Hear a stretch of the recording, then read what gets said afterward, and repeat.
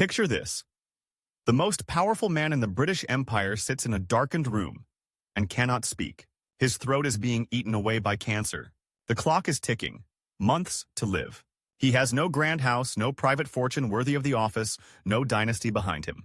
He is the unknown prime minister. And yet, for a brief electric moment, the fate of Britain rests entirely in his hands. His name is Andrew Bonar Law.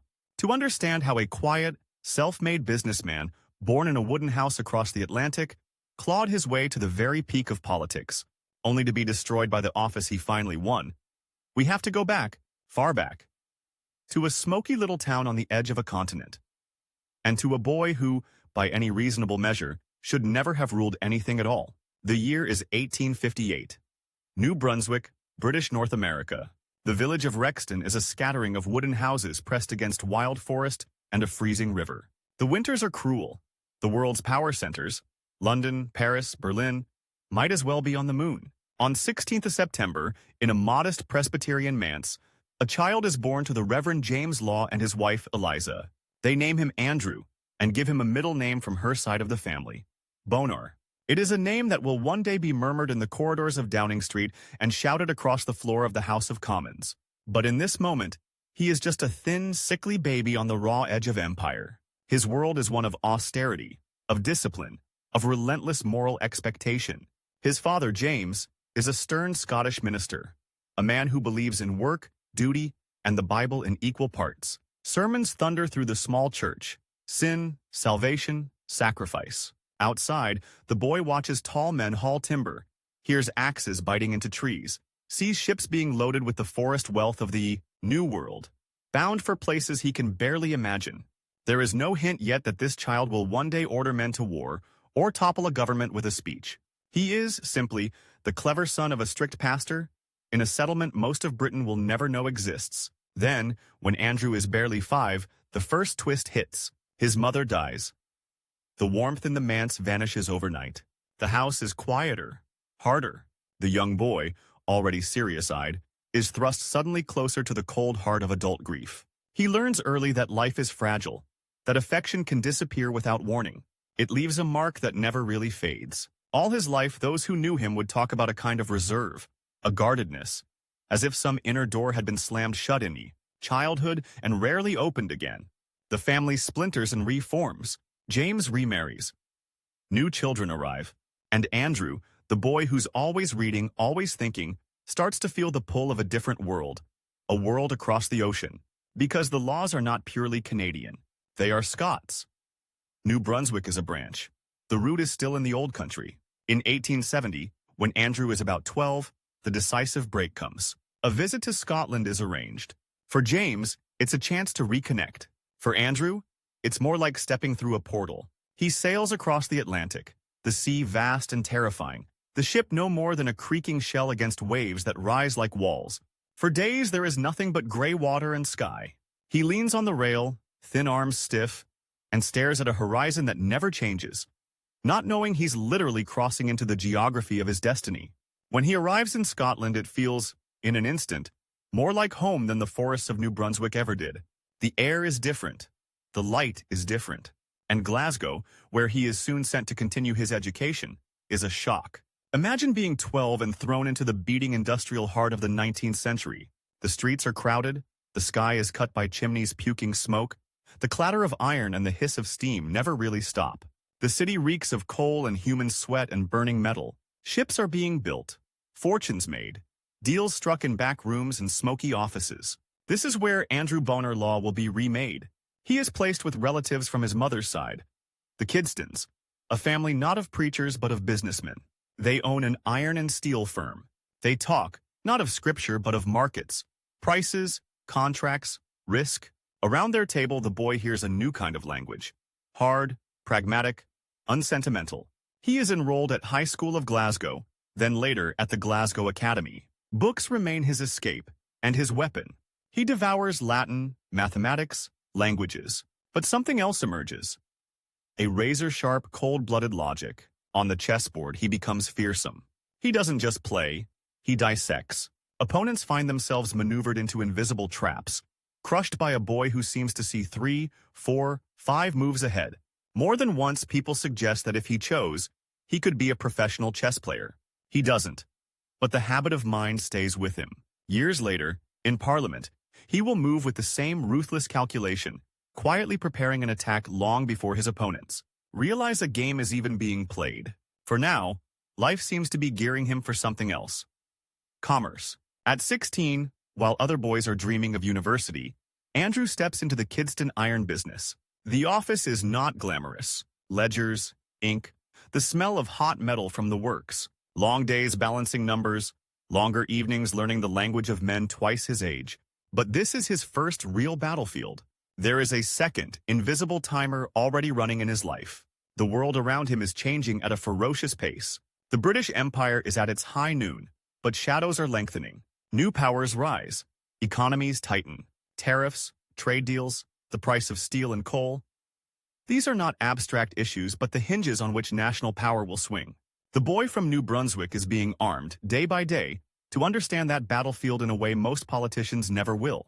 He proves very quickly that he is not just a clerk. He is an operator. By his late 20s, he has become a partner in the firm. That alone is extraordinary. A colonial-born minister's son with no great wealth of his own, climbing into the inner circle of an industrial family. He travels, negotiates, reads markets with that same chess player's eye. He works himself to the edge of collapse, driven by a disciplined, almost grim determination.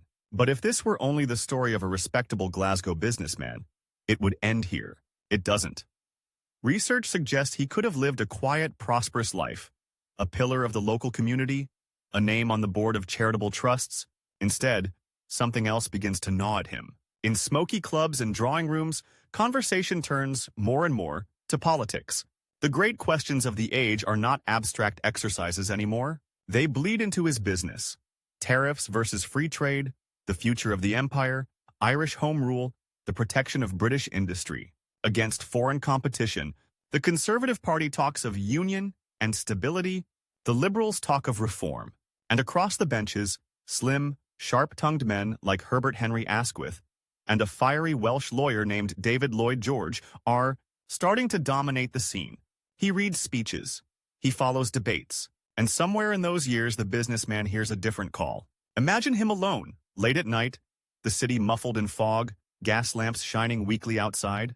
The ledgers are closed. On the desk, instead, lie newspapers, pamphlets, Hansard reports of parliamentary debates. He follows the rhythms of argument, the rise and fall of voices we can't hear but he can almost see. He studies how men win an argument and how they lose one. He does not look like a future political star. He is quiet, self-contained, with a slightly stooped posture and a face that easily disappears in a crowd. There is no flamboyance, no theatrical gesture. But beneath that gray exterior is an iron calculation, a conviction that the country is being led dangerously astray, and that if the men in charge will not change course, someone else must. Then, another twist. In 1885, his uncle William Kidston dies, leaving Andrew a significant share in the business. Suddenly, the young man from Canada is no longer merely working for the Kidstons. He is one of them. Financially secure for the first time, he has something a lot of ambitious men never get. Options. He marries in 1891 to Annie Pitcairn Robley. Family life brings a different kind of pressure, a different kind of responsibility. Children will follow. But even as he builds a domestic life, the pull of public affairs grows stronger. He joins political clubs. He starts speaking, cautiously at first, in local conservative associations. In smoky back rooms where most men simply grumble about taxes and Irish agitators, Andrew Bonar Law does something unusual. He presents arguments like a barrister, facts like a businessman, and principles like a preacher's son. He is not charming, not in the conventional sense.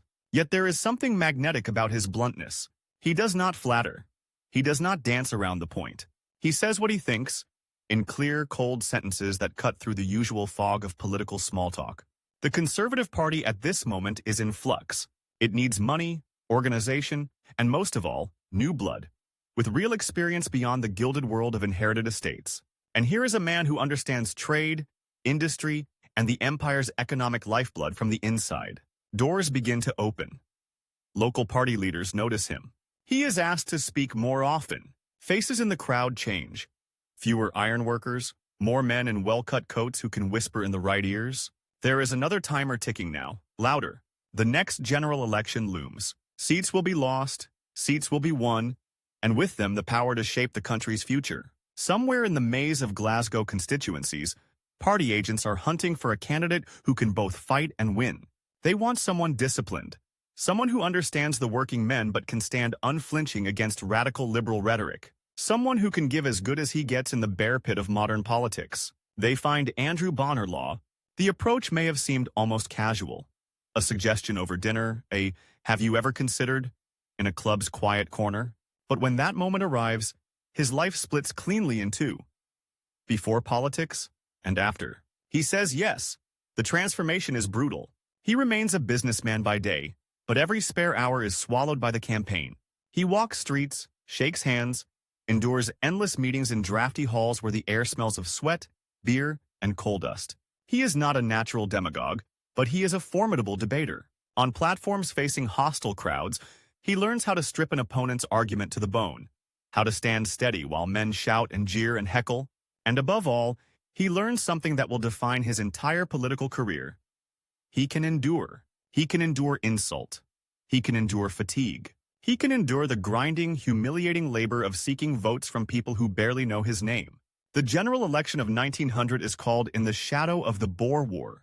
Patriotism, empire, and national pride weigh heavily on the scales. The Conservatives seek to ride that wave. In Glasgow, Blackfriars and Hutchison Town, their candidate is a man almost nobody outside business circles recognizes. That is about to change. Imagine the final days of the campaign. The streets are sticky with rain. Posters peel off walls. Rival candidates' faces stare down from every corner, some smooth, confident, tested by years in Westminster. Others new, like him, desperate. The newspapers are full of casualty lists from South Africa, of debates about the cost of empire, the burden of war. On the night before the vote, Andrew Bonar Law stands backstage in a crowded hall, hearing the roar of voices on the other side of the thin wooden partition. He knows his speech has to land. This, in effect, is his audition for history. His rivals, the Liberals, speak of reform and justice. Radicals talk about the common man. He will talk about something else. Hard choices, responsibility, the harsh arithmetic of power that he has lived in ledgers and balance sheets. When he steps into the light, there is nothing about him that screams future prime minister. No golden tongue, no charismatic smile. But he begins, calmly, almost coldly, to set out his case. War is not a game. Empire is not a slogan. Trade, tariffs, industry. These are the engines of the country's survival, not topics for drawing room wit. He attacks, not with flourishes, but with logic. His sentences are short, his points sharp. He does not try to charm the crowd. He tries to convince it. And something in that steely sincerity, that refusal to pander, strikes home. By the time the votes are counted, the man from Canada, the iron merchant, the minister's son, has done the unthinkable. Andrew Bonar Law is elected to Parliament. In a single night, his universe expands. The smoky offices of Glasgow are still there, but now there is also Westminster. The long carved corridors, the green benches of the House of Commons, the echoing chamber where the future will be fought over, word by word. He walks into it a nobody. No title, no great fortune, no ancient name behind him. In the benches opposite, men like Asquith and a rising, dangerous figure named David Lloyd George already wield influence like a sword. For now, he is just one more new MP among many, anonymous in a sea of dark suits. But Andrew Bonar Law has entered the arena. The clock above his life, the one that started ticking with his first steps into Glasgow's ironworks, now speeds up sharply. Time in business, time in private life, time in relative obscurity. All of it has been preparing him for this. What he does next, how he fights, who he chooses as his enemies and allies, will decide not only his own fate, but the fate of a nation that has no idea yet how much it will come to depend on this quiet, ruthless, exhausted man from the edges of the empire. The first time Andrew Bonar Law rises to speak in the House of Commons, almost nobody bothers to look up. He is one more new man in a sea of black coats, a colonial-born iron merchant with a clipped Scottish voice and no famous name. What they do not know is this. The quiet figure fumbling with his notes has just 22 years left to live. And within that shrinking slice of time, He will help topple one prime minister, make another, and finally take the office himself, only to find that the price of power is his own life. For now, he is just trying not to choke. Imagine the chamber, green benches, packed. The air smells of dust and cigar smoke, a murmur of conversation like a swarm of bees. The speaker calls, "Mr. Bonar Law," and the murmuring dips, politely, then swells again. No one expects anything. "Why should they?" he begins, hesitantly, but the hesitation doesn't last. He has been training for this moment for years without knowing it. The sermons of his father, the ruthless logic of business meetings, the cool calculation of a chessboard, his sentences are pared to the bone. No jokes, no theatrical flourishes, no soaring rhetoric, just facts, arranged like a line of bayonets. The noise in the chamber fades, heads lift. On the Treasury bench, a weary, clever man with a receding hairline and a lawyer's precision listens more closely. Arthur Balfour, the Conservative Prime Minister. On the Liberal side, another keen face, watchful and sharp, takes note. David Lloyd George, radical troublemaker from the Welsh Hills. Bonar Law sits down to a surprising ripple of approval. He has passed the first test. Within 2 years, he is pulled from the backbenches into government. In 1902, Balfour makes him parliamentary secretary to the Board of Trade. Junior, yes, but inside the machine at last. It is a perfect fit. The Board of Trade is where politics bleeds into numbers. Tariffs, shipping, steel, coal, the arteries of the empire's wealth. While some ministers blunder through ledgers as if they are written in code, Bonar Law reads them like a familiar language. He knows what it means when prices flicker up a fraction here or drop a fraction there. He can feel the pulse of industry as if it were under his fingertips. But Balfour's government is sitting on a fault line. The crack opens in 1903 with a single, explosive idea. Tariff reform. Joseph Chamberlain, flamboyant, monocled, a political peacock, declares war on free trade. He wants protective tariffs to shield British industry and to bind the empire together with a system of imperial preference. The country divides. Free trade is almost a religion in Victorian Britain. To question it is heresy. Liberal newspapers scream that tariffs will make food dearer, that Joe Chamberlain wants to tax the working man's bread. Markets shudder. The Conservative Party begins to tear itself apart. In this storm, the shy iron merchant chooses a side, and chooses it utterly. Bonar Law throws himself behind Chamberlain. He does not do it for glamour. He does it because the numbers tell him Britain is losing ground. To Germany, to the United States, to a world that is no longer content. To let British trade rule unchallenged. He believes that without protection, British industry will wither, and with it, the empire. He becomes one of tariff reform's most relentless advocates, making speech after speech that are not grand but devastatingly clear. He can explain the difference between a 5% tariff and a 10% tariff in a way that a shipyard worker in Glasgow and a banker in the city can both understand. But clarity is not enough to save the government. By 1905, Balfour's administration is exhausted, split between free traders and tariff reformers. It collapses. In January 1906, the country goes to the polls and delivers one of the most savage verdicts in British political history. The Conservatives are smashed. 354 Liberal MPs roar into the Commons, in a blaze of optimism and rhetoric about new liberalism. And in Glasgow, Blackfriars and Hutchison Town, Andrew Bonar Law, who has labored so hard to climb from colonial obscurity to the front bench, watches the result boards and feels the ground drop away beneath his feet. He loses his seat. Just like that, he is out. No constituency, no voice in the House, no guarantee he will ever return. In the new Commons, a small, fiery figure struts and slashes with words like knives. David Lloyd George, this time as Chancellor of the Exchequer. He introduces the People's Budget in 1909, taxes on land and the rich to pay for social reforms. He sneers at the Dukes and taunts the Conservatives as defenders of privilege. If Bonar Law wants a rival, a living embodiment of everything he believes is wrong with the new political age, he has found him. Yet in this moment, he is not even on the stage. For 3 long years after 1906, he is in the political wilderness. Most men, after such a fall, do not come back. They sink into comfortable obscurity. A company directorship here, a local committee there, speeches at Rotary clubs instead of in Parliament. Bonar Law does something else. He stays in the fight, offstage. He becomes an organizer, a strategist, a speaker for tariff reform up and down the country. He is not in the Commons, but he is in the halls and clubs where public opinion is formed. He turns up in damp provincial towns, in packed, overheated meeting rooms where the condensation drips from the ceiling, and argues that the Liberals are selling out British industry. His voice grows hoarser, his manner even more stripped down. No charm, just a concentrated, almost aggressive sincerity. The clock is ticking on more than his career now. The entire political system is shuddering. The people's budget triggers a constitutional crisis. The House of Lords rejects it. For a year, Britain teeters on the edge of something like revolution by procedure. The Liberals talk openly of curbing the Lords' powers. The Conservatives talk of defending the Constitution at all costs. In January 1910, there is another election. This time, Bonar Law fights in Dulwich, a quiet, respectable London constituency. He wins. The exile ends. He is back. He returns to a house transformed. The Liberal Prime Minister now is Herbert Henry Asquith, all cool control and drawling wit. Lloyd George is in full cry, goading, mocking, talking about old age pensions and social justice. The Conservatives are reduced in number, but Bonar Law notices something important. They are harder now, angrier, more disciplined in opposition.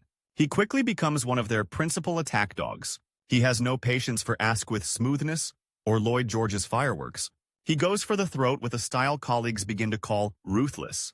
He doesn't bother with the polite throat-clearing many MPs still observe. He stands, delivers his argument with grim precision, sits down. It is like watching a craftsman hammer a nail in with exactly 3 blows. The crisis with the Lords ends in 1911 with the Parliament Act, curtailing their veto. To many Conservatives, it feels like defeat, like the end of the old order. Party morale sinks. Leadership is adrift. Arthur Balfour, the aristocratic philosopher who led them through these storms, has lost authority. In November 1911, he resigns. Now, in a smoky London drawing room, a handful of Conservative grandees confront a terrifying fact. They need a new leader, and they have no idea who it should be. The obvious candidates all have enemies. Lord Lansdowne is too associated with the old regime. Walter Long is too hardline. Austen Chamberlain carries his father's divisive legacy like a weight. And so, almost by accident, they turn to the iron merchant's son from New Brunswick. Imagine the scene. It is late. Papers on the table, ashtrays full, brandy glasses half empty. Names are floated and shot down. Tempers fray. Then someone suggests, almost tentatively, what about Bonar Law? He is safe, they think. Competent, but not dazzling. Tariff reform, but not fanaticism. A man from commerce in a party of landowners. A signal, perhaps, to the new century. He is not even in the room when the decision crystallizes. He is summoned, like an employee called into a partners' meeting, and offered the leadership of the Conservative Party. He hesitates. He knows the scale of the task. A damaged party, a triumphant Liberal government, an electorate stirred by promises of welfare and social change. Then he says yes. On 13th November 1911, the nobody from Rexton becomes leader of His Majesty's opposition. He walks into the Commons that day not as a backbench critic, but as the man whose job is nothing less than to topple the government, and to be ready to rule in its place. On the other side of the chamber, Asquith watches with cool interest. Lloyd George, the Welsh wizard, eyes him like a new opponent at the chessboard. The rivalry is now open. Lloyd George, master of the crowd, of sweeping rhetoric and biting humor. Bonar Law, master of the ledgers, of cold calculation and blunt attack. Their duel will shape the next decade, and nearly break the country. The first battlefield is Ireland. The Liberals have promised Home Rule, a parliament in Dublin with power over Irish affairs. To many Conservatives, and to the fiercely Protestant Unionists of Ulster, this is a betrayal. They fear being placed under the rule of a Catholic-dominated Irish parliament. They talk of Rome Rule, of the dismemberment of the United Kingdom. Bonar Law throws the full weight of his leadership behind the Unionist cause. He stands on a platform at Blenheim Palace in July 1912 and says something that sends a chill through British politics, that there are things stronger than parliamentary majorities, and that he can imagine no length of resistance in which Ulster can go too far. It is, effectively, a license for rebellion. In Ulster, men sign the covenant in their own blood. The Ulster Volunteer Force drills with rifles. British officers at the Curragh hint they might resign rather than force Ulster to accept Home Rule. The country creeps towards civil war with the slow, dreadful inevitability of a train running without brakes, and then, with almost unimaginable irony, another clock runs out first. It is late July 1914. Austria issues an ultimatum to Serbia. Alliances tighten like a noose. The great powers of Europe begin to mobilize. Asquith's government teeters on a different edge now. War or peace? Within days, the question of Irish home rule is shoved brutally aside by something larger than any of them. The prospect of a continental slaughter. On 4 August 1914, Britain declares war on Germany. The Irish confrontation is deferred. The empire marches to war. In the first months, Bonar Law plays his role as opposition leader with grim patriotism. He could, in theory, tear into the Liberal government for lack of preparation, for complacency. Instead, he holds back. He pledges his party's support. The country must appear united. But war eats governments as well as men. By 1915, the casualty lists are unbearable. The shells scandal, the revelation that British troops at the front are short of munitions, explodes in the press. Asquith looks slow, detached, overwhelmed. Pressure mounts. In May 1915, the government is forced into a coalition. For the first time, Bonar Law enters a wartime cabinet as colonial secretary. He sits with men he has spent years attacking across the floor and watches the machinery of total war grind on. Supply problems, military, disasters, frantic attempts to keep Russia in the fight, to bring new allies in. The strain is relentless. Inside the cabinet, another rivalry is taking shape, one with a clock of its own. Lloyd George, now Minister of Munitions, later War Secretary, is restless, furious at what he sees as Asquith's dithering. He wants a small war cabinet, stripped of slow-moving grandees. He wants decisions, fast, brutal, effective. He paints himself as the man of action, Asquith as the dreamer. He needs conservative support to pull this off. And the man who controls that support is Bonar Law. In December 1916, the crisis comes to a head. Asquith resists creating a war cabinet that would sideline him. Lloyd George threatens to resign. Newspapers, many friendly to Lloyd George, fan the flames. The king waits, alarmed. Bonar Law stands at a crossroads that glows red-hot. In one direction, loyalty to Asquith, stability, and perhaps slow defeat. In the other, alliance with Lloyd George, the brilliant enemy, the man he has fought in the Commons for years, and a plunge into the unknown. He has hours, not weeks, to decide. In those hours, the fate of three men's careers, Asquith's, Lloyd George's, and his own, hangs in the balance. He chooses. He sides with Lloyd George. Asquith falls. The calm, aristocratic prime minister is driven from office, his career effectively destroyed. In his place steps the Welsh wizard, now prime minister, all restless energy and burning eyes. Lloyd George, that radical enemy of Toryism, rules at the head of a coalition dominated by conservative MPs. Holding those MPs in line, binding the party to this dangerous bargain, is Andrew Bonar Law. He becomes Chancellor of the Exchequer in the new government, the first man from the colonies ever to hold the position. He must now find the money, the men, the means to finish a war whose cost is already measured in oceans of blood. He is, in effect, the second most powerful man in Britain. The rivalry between him and Lloyd George does not vanish. It changes color. They are partners now, but partners bound by mutual need and mutual distrust. Lloyd George dazzles the public, tours the front, makes speeches that lift and burn. Bonar Law sits with the figures, shoulders the party, prevents backbench revolts, assures nervous Tory grandees that the radical Welshmen will not betray their core interests. Without Bonar Law, Lloyd George's coalition might collapse. Without Lloyd George, Bonar Law knows, the war effort might too. The clock runs down through 1917, 1918. Revolutions in Russia, mutinies in France, U-boats in the Atlantic. The world looks ready to break. But in November 1918, Germany sues for peace. The guns fall silent. Peace, however, brings its own dangers. In December 1918, Britain goes to the polls in the coupon election. Candidates loyal to the coalition receive a joint endorsement letter, a coupon, from Lloyd George and Bonar Law. The message is brutally simple. Vote for stability, for the men who won the war. The result is a landslide. The coalition returns with a towering majority. Lloyd George is hailed as the man who won the war. Bonar Law, barely visible in the public imagination, holds in his hands the loyalty of the vast conservative rank and file who have given that majority its muscle. But triumph curdles. The post-war years are ugly. Economic downturn, industrial unrest, bitter disputes over Ireland, where violence between Republicans and Crown forces scars towns and villages. Lloyd George's government becomes associated not with victory, but with strikes, black and tans, scandals over the sale of honors. Conservative grassroots, especially in the shires, see that the idea of fighting another election under the banner of a liberal prime minister they have never truly trusted. Lloyd George, sensing the mood, leans harder on his old partner. He needs Bonar Law to keep the Conservatives chained to him. Bonar Law's health is breaking. Years of strain, endless sessions in the House, the grind of cabinet war and post-war finance have left him exhausted. His voice grows weaker.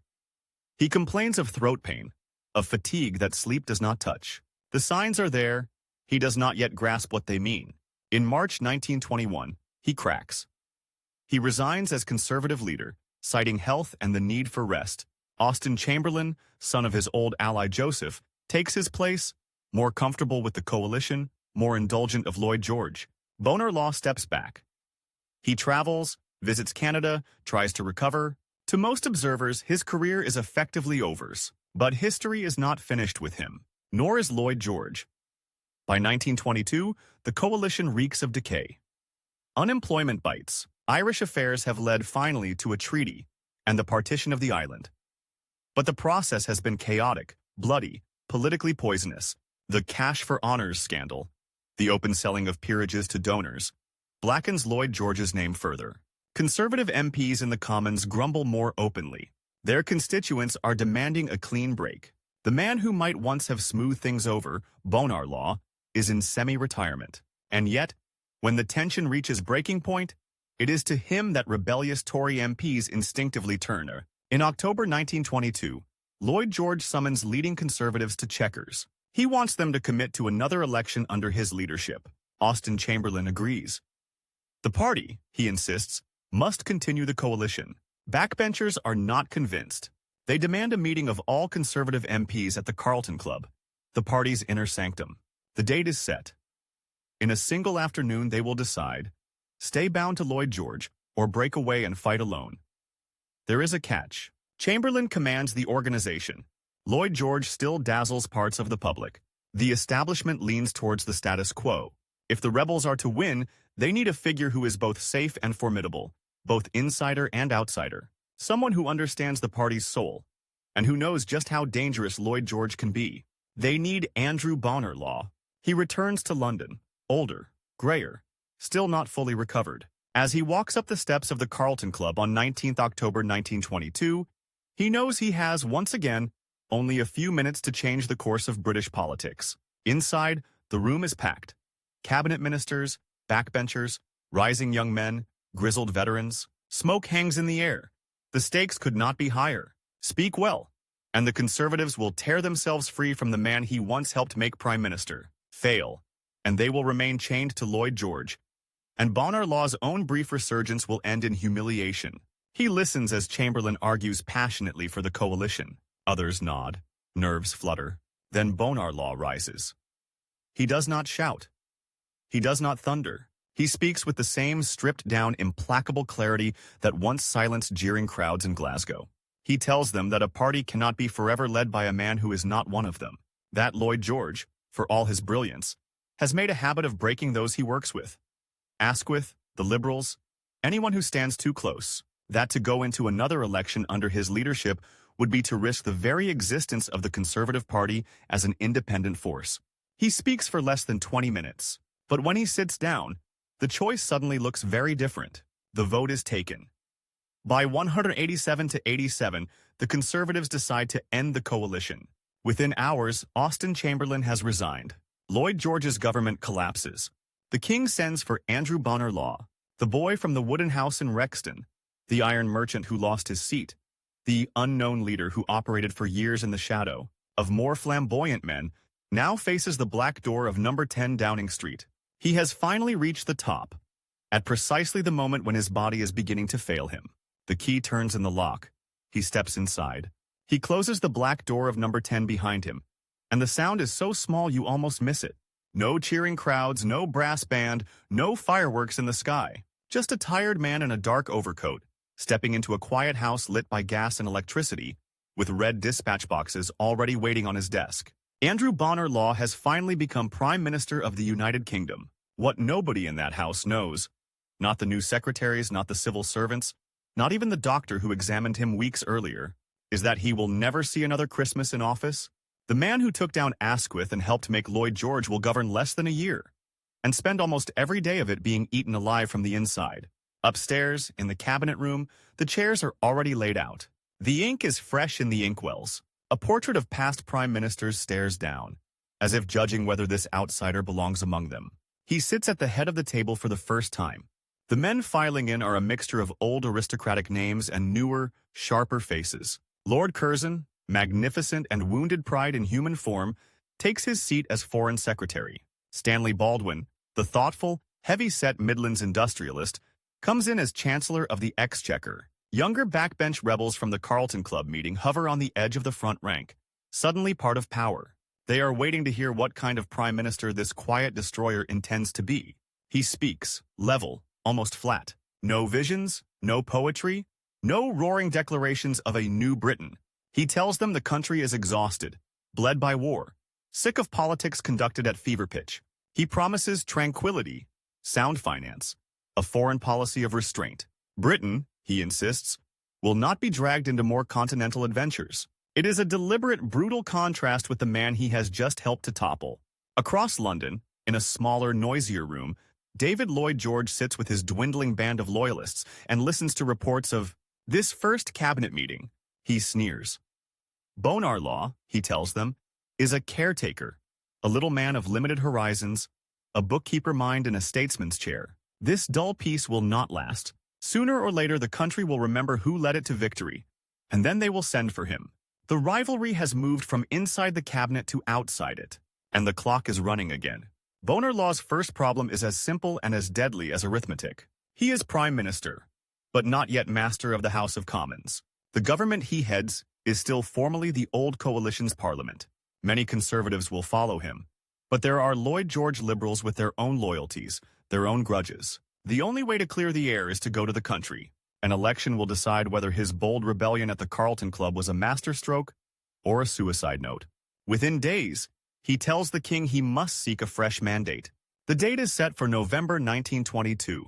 His cabinet colleagues fan out across the country. So does Lloyd George. The campaign is a duel conducted in railway carriages and drafty halls. Lloyd George races from town to town, still with that crackling energy, telling packed audiences that the Conservatives are dragging Britain back into the past. He calls Bonar Law timid, unimaginative, a man who will reduce government to accountancy.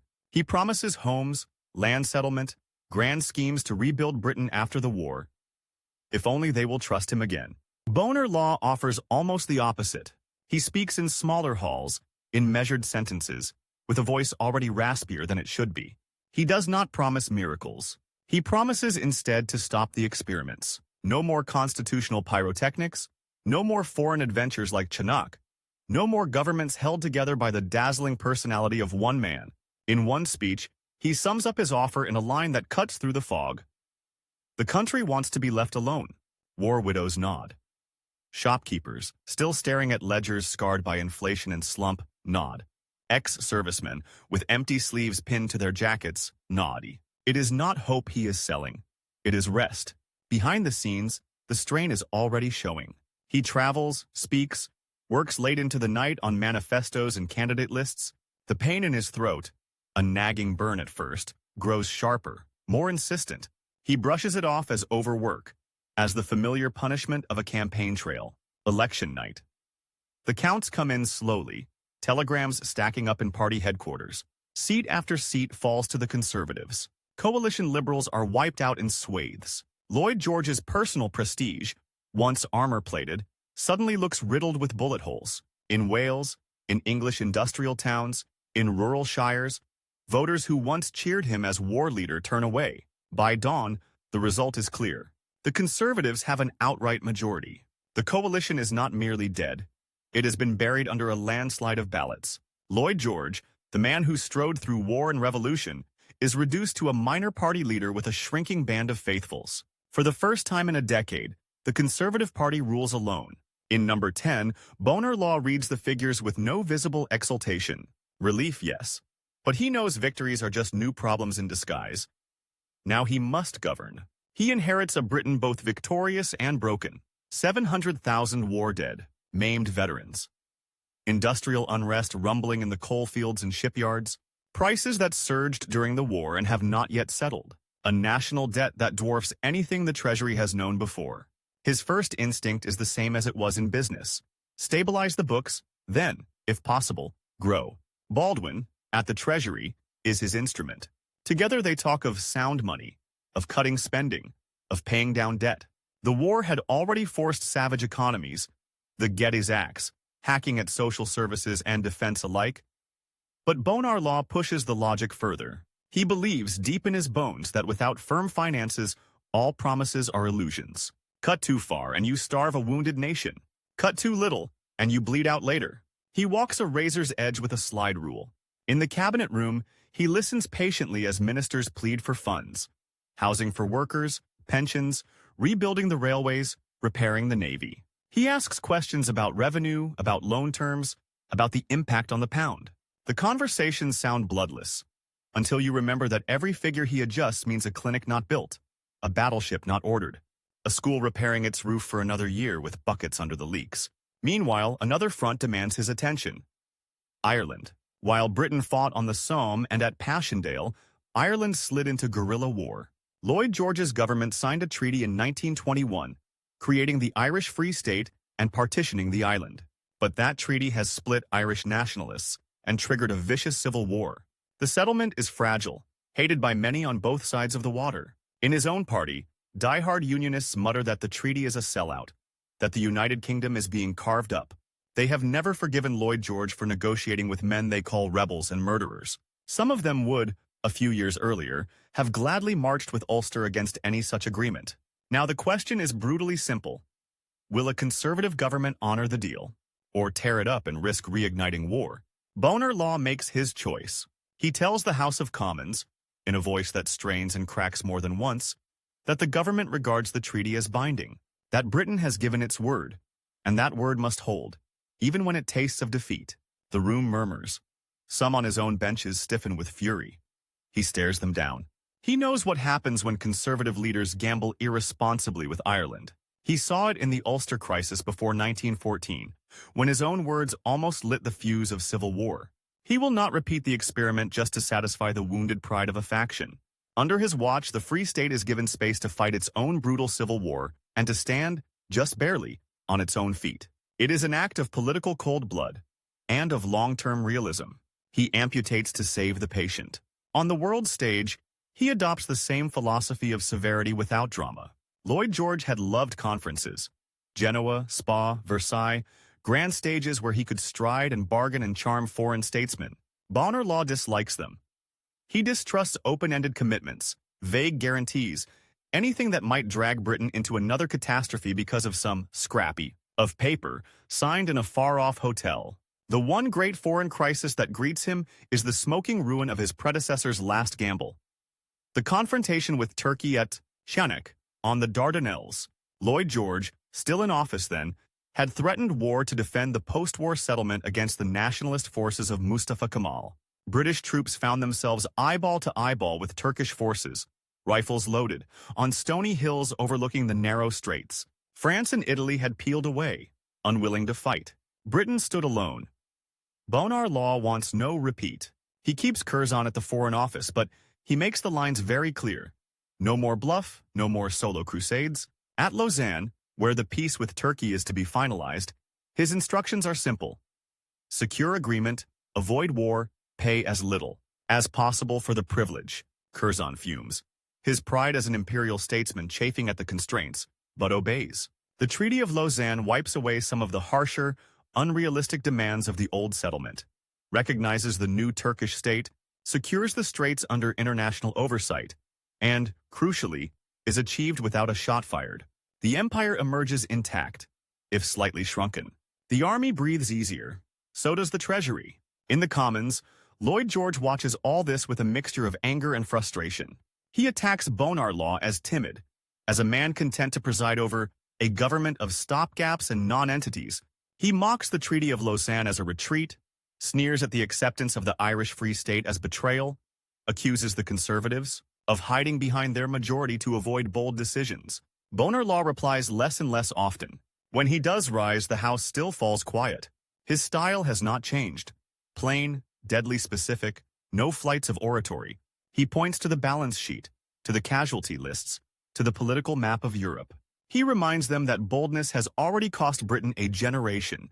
But behind the stern face, behind the precise language, something is deteriorating fast. The throat pain that nagged at him during the election does not fade. It grows. He has trouble swallowing.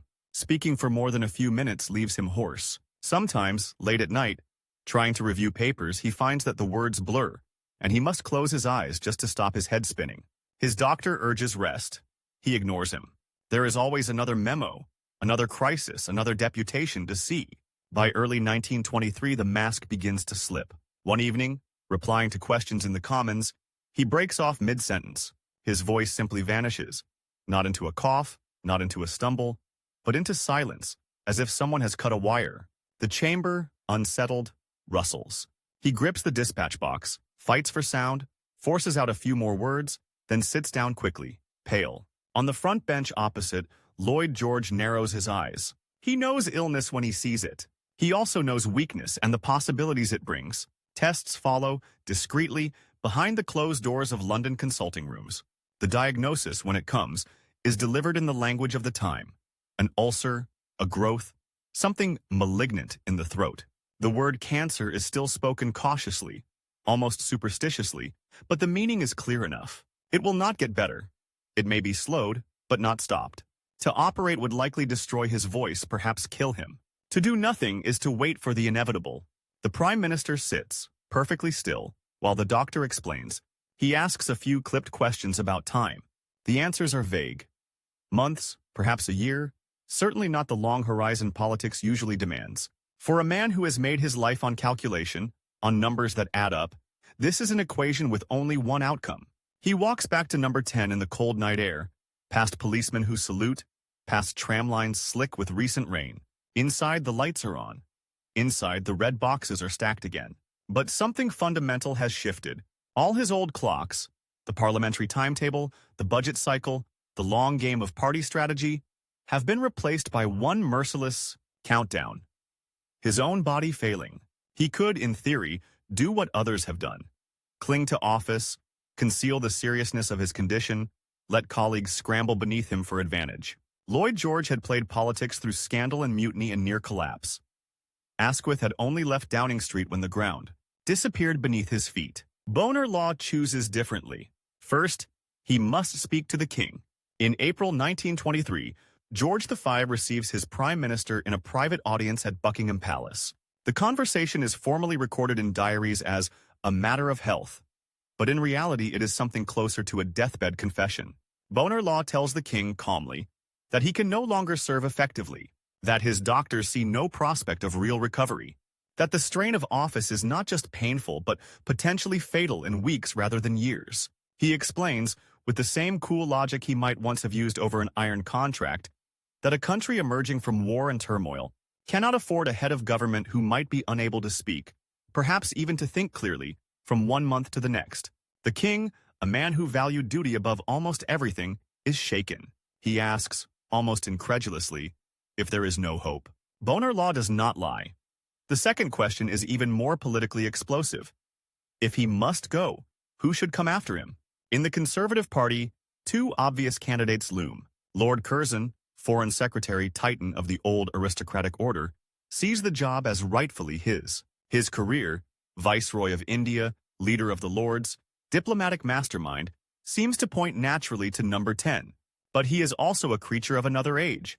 Grand, haughty, resented by many in the Commons. Stanley Baldwin, by contrast, is the son of an ironmaster, softly spoken, a man who quotes poetry and smokes his pipe in thought. He has impressed as Chancellor, steadying the finances, talking in homely, comprehensible terms about the national debt. He represents, in his way, the same social shift that Bonar Law once embodied. the rise of industry and the decline of the old landed elite. The choice is not purely personal. It is about the shape of British politics in a democratic age. Bonar Law knows what it is to be an outsider among grandees. He also knows that if the Conservatives pick an aloof peer as leader in the 1920s, they risk seeming like a party of relics. He has seen Lloyd George electrify the masses. He has seen how dangerous a man of the people can be when he turns that electricity against them. In that palace room, with the clock of his own life ticking louder by the minute, he gives the king his opinion. He says that Baldwin, not Curzon, is better suited to lead a modern government in the Commons. That, whatever Curzon's claims by experience and rank, the next prime minister must be able to speak the language of ordinary voters. That the age of government by dukes is over. It is an extraordinary moment. The colonial-born iron merchant on the edge of death, tipping the balance of the British establishment, away from one of its own most glittering creations and towards another, quieter outsider. Soon after, he gathers his cabinet. The men who had followed him through the drama of the Carlton Club and the election sit around the table, restless, sensing something is wrong. He tells them, without drama, that his health will not allow him to continue, that he will be offering his resignation to the king. Some gasp. Others stare fixedly at their papers. Curzon's face tightens. Unreadable. Baldwin looks as if he has been hit in the chest with a plank. Bonar Law does not invite sympathy. He does not rehearse his achievements. He simply states the fact of his going and reminds them that the unity of the party is paramount. They cannot, he warns, fall back into the poisonous divisions of pre-war days. If they split now, they will open the door to Lloyd George, or to labor, or to chaos. Then, with an effort that costs him more than most men would admit, he adds, almost awkwardly, that he has every confidence the king will choose wisely. Within days, he is gone from Downing Street.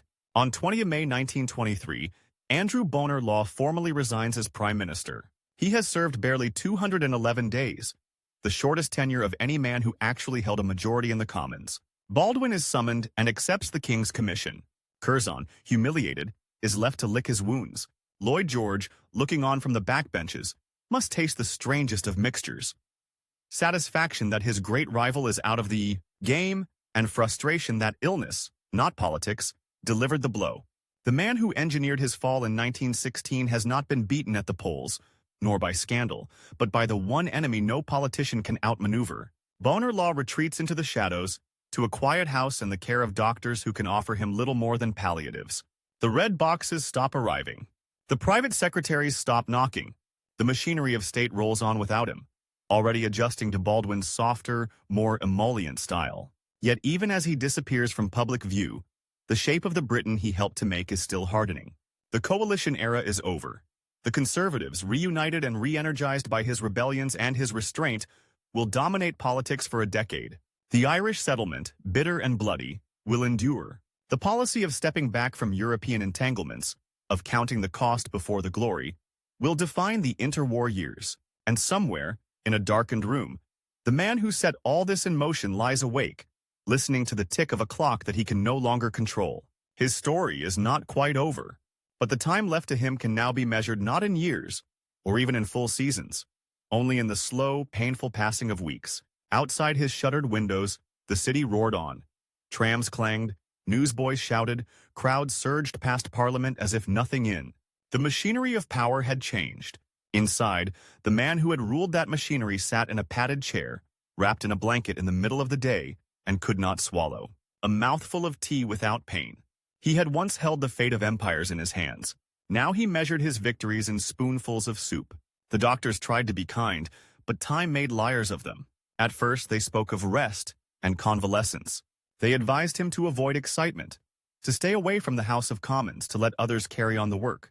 They said, with that professional optimism every physician learns, that perhaps, with care, the progress of the disease might be slowed. By midsummer, the language had hardened. The mass in his throat had grown. Swallowing was an operation in itself. He spoke less and less, not just to protect his voice, but because every word scraped like sandpaper. Visitors noticed how often he touched his collar, as if there were an invisible hand tightening round his neck. Behind polite phrases about chronic illness, behind whispers about the Prime Minister's health, there was a brutal private arithmetic. Months, not years, not a while, but a handful of months, slipping away whether he moved or stood still. Andrew Bonar Law, who had always calculated risk and reward with a cold, businessman's precision, now faced the one calculation that offered no profit at all. He passed most days in a London house that felt more like a waiting room than a home. The rhythm of his life narrowed to a few simple beats. The rustle of newspapers brought up by a servant, the soft footfall of the doctor on the stair, the clink of a glass as his wife Laura tried to tempt him to drink a little more broth, a little more milk. Occasionally, an old political ally came to call. Stanley Baldwin came once, awkward in his concern, the new prime minister carrying the weight Bonar Law had laid down. He spoke haltingly about the budget, about pressure from manufacturers, about the eternal conservative dilemma of how far to go in defending trade and industry. Bonar Law listened, nodded, said little. There were moments when the old sharpness flashed in his eyes, when he would murmur a sentence or two, practical, pointed questions, about figures, interest rates, public opinion.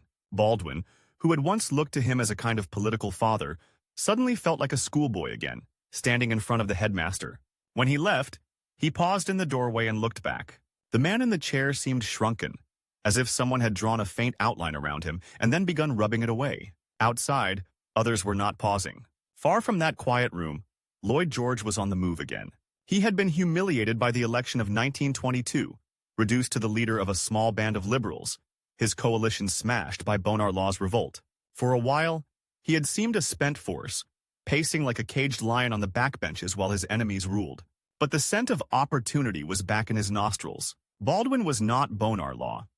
He lacked the aura of ruthless competence, the iron self-discipline, the aura of inevitability that had clung to the little man from Glasgow. Where Bonar Law had embodied unity, the only figure capable of holding his party together against the liberal wizard, Baldwin still seemed, to many, an experiment. And experiments, Lloyd George knew, could be broken. He watched as Baldwin toyed with the question that had torn the Conservatives apart before the war. Tariffs, protection for British industry, taxes on foreign goods to shelter domestic producers. It was an old cause, one that had once mesmerized Joseph Chamberlain and set fire to the party. Bonar Law, with his instinct for survival, had always handled it cautiously, framing it as something that would never be imposed without explicit consent from the voters. Baldwin began to convince himself that he should go further. The economy was fragile, unemployment stubborn, manufacturers howled about cheap imports. Voices in the party urged a bold move, a clear appeal to the nation. Tariffs in exchange for jobs and prosperity. From his armchair exile, Bonar Law could read between the lines of the speeches in the papers. He did not need to hear every word to sense the direction of travel. He had spent a career warning that great causes could also be great traps. He had seen how imperial swagger before 1914 nearly tore the kingdom apart over Ulster. He had watched Lloyd George gamble at Chinook and almost stumble into a new war.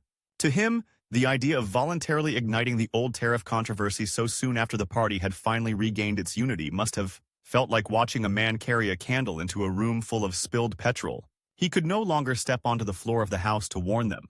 He could no longer seize the dispatch box, turn that lethal, matter-of-fact style on his own side and say, "Do not do this." He could only read and wait and feel the days accelerating. Autumn crept in. The leaves along Kensington streets went from dull green to brittle brown. The fogs that Londoners called pea-soupers rolled lower and thicker. Each week, the doctor's visits grew more somber. Pain was now his most loyal companion. The tumor pressed not just on his throat, but on the nerves that animated his face and neck. Morphine dulled the edges, at a price. Blurred thoughts, drifting naps in the middle of the afternoon. Dreams were the House of Commons, benches stretched into infinity, and no one would ever sit down. Sometimes, in moments of clarity, his mind walked backwards, not through speeches or intrigues, but through quieter, sharper wounds.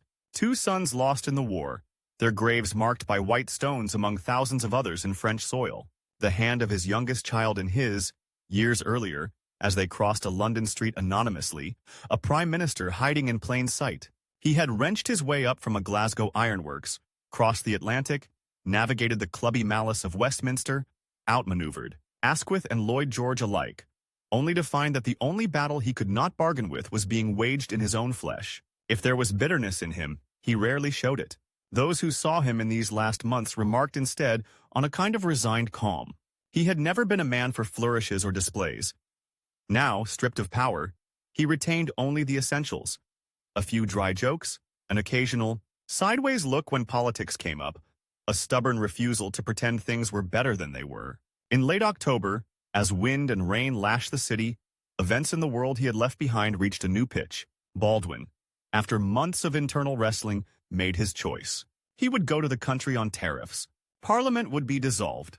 The people would be asked to pronounce not on peace, not on empire, not on the immediate aftermath of a world war, but on a fiscal weapon that had haunted British politics for 20 years. Lloyd George could hardly believe his luck. Here was the opening he had dreamed of.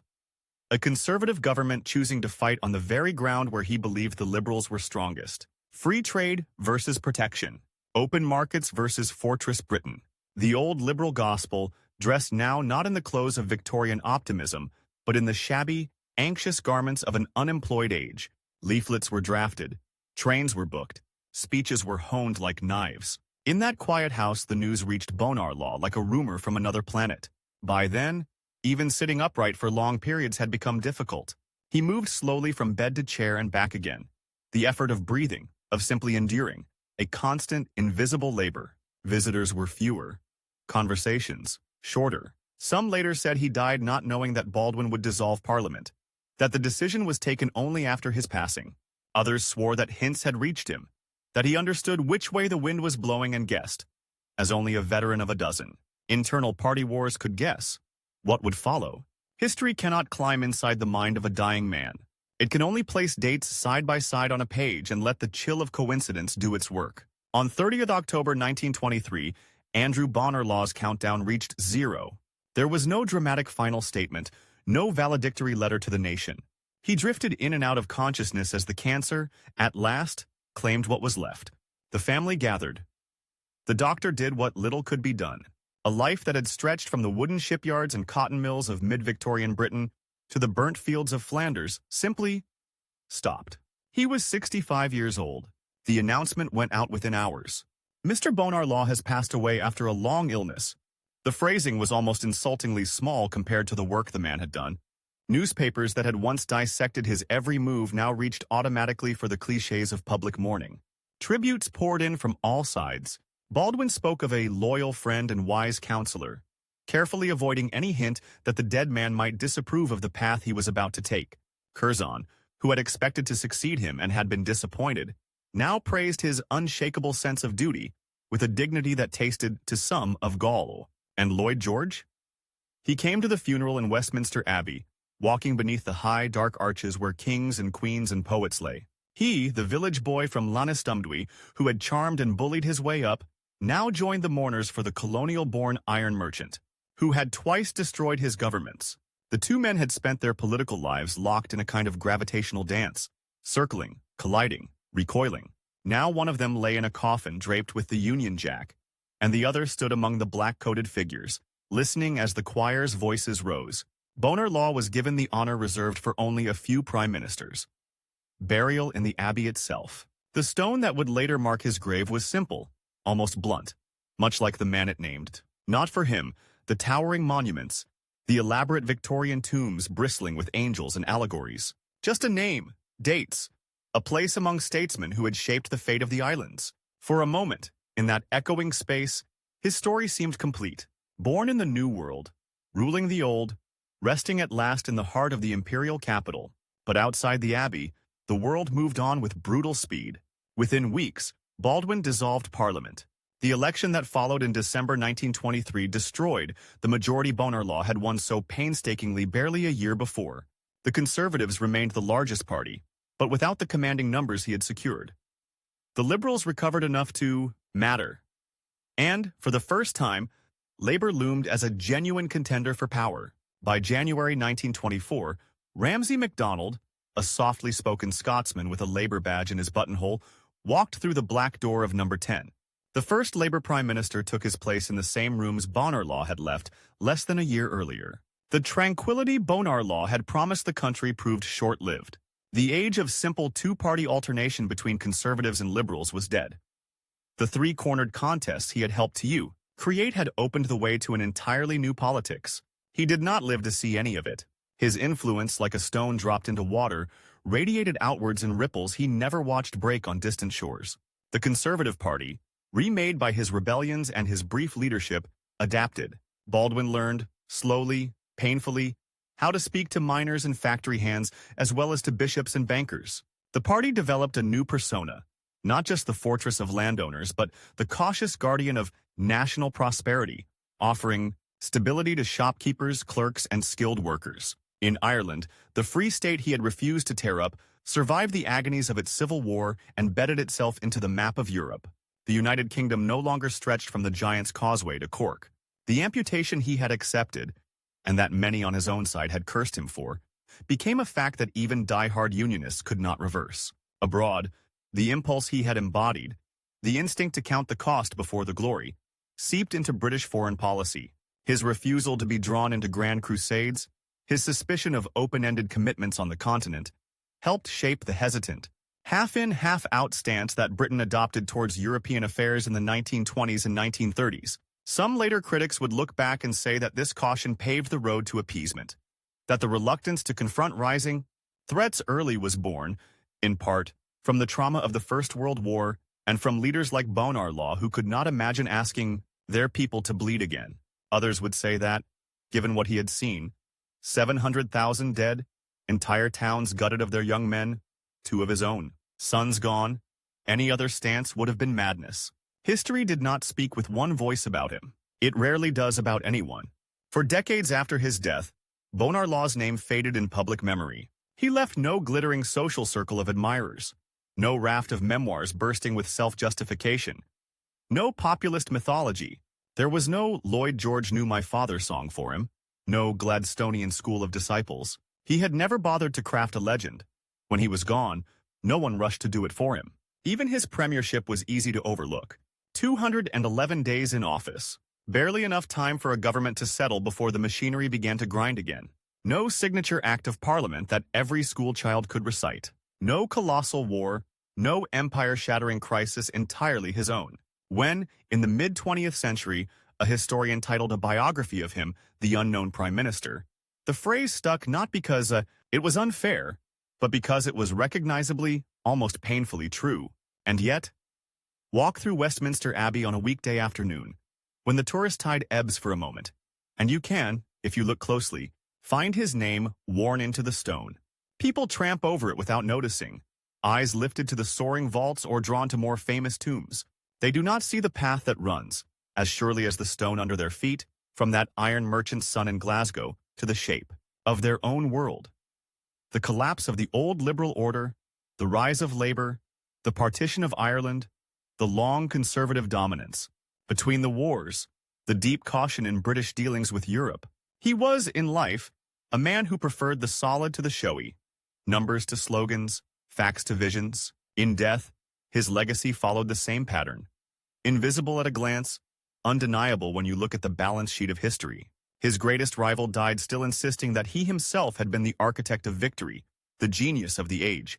Lloyd George's flame burned brighter and longer, his personality carved in deeper lines across the public imagination. But it was Bonar Law who, in a few tightly coiled years, helped decide which parties would live and which would die, which borders would hold, and which would be redrawn, which burdens Britain would carry into the 20th century, and which it would, reluctantly, painfully, set down. His time limit was cruelly short. His tools were plain. His victories were often defensive, his triumphs measured in disasters averted rather than utopias achieved. And yet, if you listen closely, beneath the echoes in that great abbey, beneath the rumble of trains over the Thames and the murmur of debates that still rise and fall in the house he once ruled, you can almost hear it. The quiet tick of a clock that stopped a century ago, and the reverberations of a man who, for a brief, hard, unsentimental moment, held back the chaos with nothing more than a damaged voice and an iron will.